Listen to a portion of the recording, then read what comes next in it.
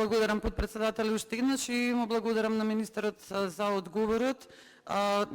Одговорот беше односно прашањето произлезе од нашата соработка со невладиниот сектор, односно со така наречената У2 коалиција.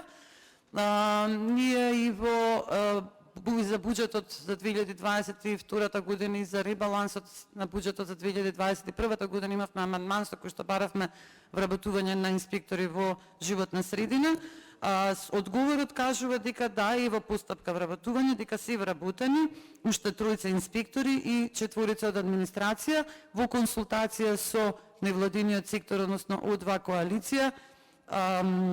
Откако ми го припратив одговорот секако, нивниот коментар е дека сега има 24 инспектори вкупно, што не е задоволително, но е секако подобро од претходната состојба. Јас лично не сум задоволна од одговорот, сметам дека за ова треба да се обрне поголемо внимание и немам дополнителни прашања. Ви благодарам.